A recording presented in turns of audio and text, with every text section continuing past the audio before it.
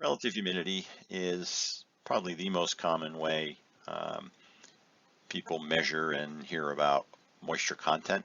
It's commonly used on weather forecasts, dew point sometimes, but relative humidity more often. So relative humidity is also a ratio, and it's based on a percent, so it's based on 100 as opposed to parts per million, which is based on a million.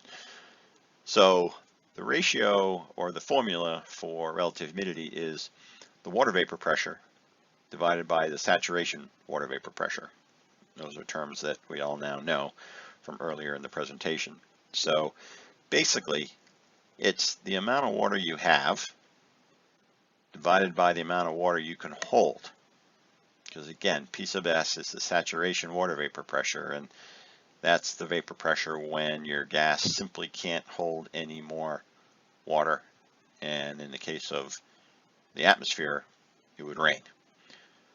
So, and then finish the formula times 100.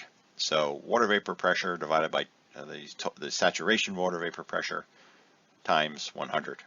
Okay, so it's the water you have divided by the water you could hold times 100. So what affects how much water you can hold?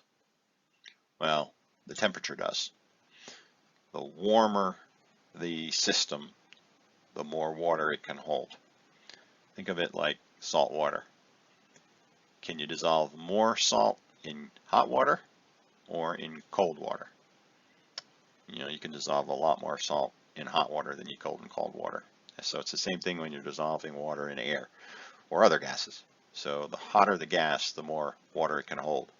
So if we go to the slide here, in scenario 1, the temperature is 68 degrees Fahrenheit, and the relative humidity is 50%. So it's a nice spring day. Temperature starts going up, and it goes up to 77 degrees Fahrenheit. What does the relative humidity do? Does it stay the same? Does it go up, or does it go down? Again, our broad questions. So if we think about that, and what I just said in terms of how temperature affects how much water can gas hold, we're going to a warmer temperature. So scenario 2 is a warmer temperature, which means it can hold more water.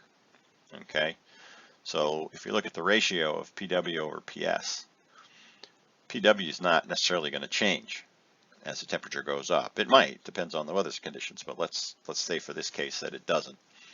And the temperature goes up, and what that means is now that the air is hotter, it can hold more water, right? So P sub S goes up.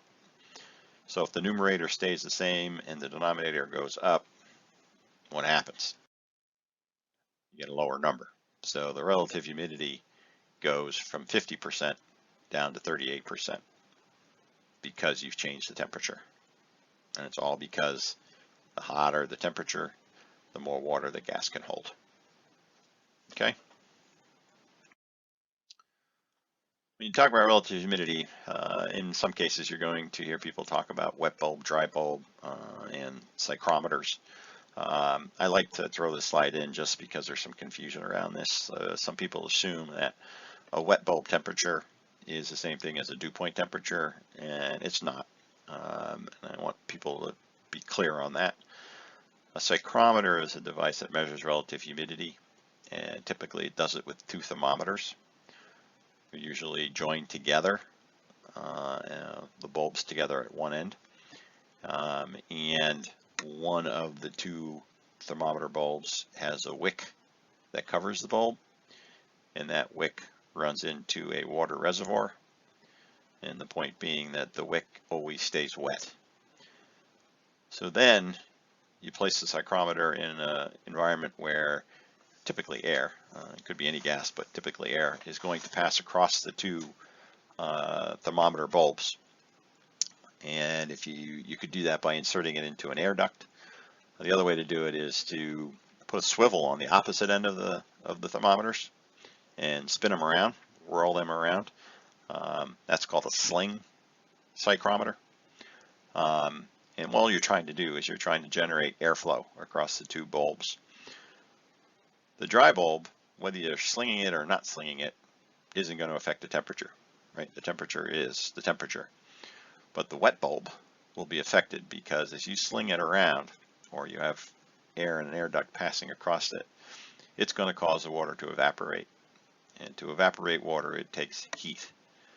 So if that wick is right on that bulb of that thermometer, that temperature is going to drop as the water evaporates from the wick. So you'll get a difference between the wet bulb and the dry bulb. So if you think about that, the drier your environment, the more evaporation you'll have, which means the bigger difference between the two temperatures. The more humid the environment, the less evaporation you would have, which means less of a difference between the two temperatures. So that is what wet bulb and dry bulb is all about. If you hear the term, you'll have some understanding of what it's referring to. There are many other moisture units. There's milligrams of water per liter of gas, or a metric version. Grains of water per pound of dry air. That's very typical in North America, for example, in HVAC applications.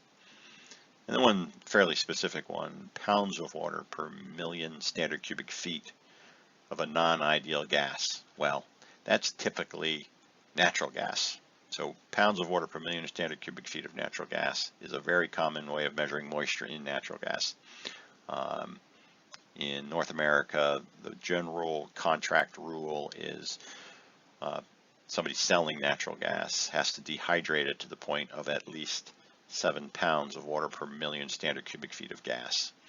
Otherwise, if it's higher than that, they're selling you a lot of water in with the gas, and that's not good for a couple of reasons. One, it's more corrosive, it's wet.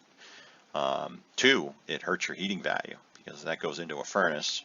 Not only are you're burning the natural gas and you're heating up an environment, you also takes energy to heat up all that water. So the higher the moisture content, the worse the heating value for the gas. So those are a couple other, or a few other common moisture units. There are others you'll probably run into.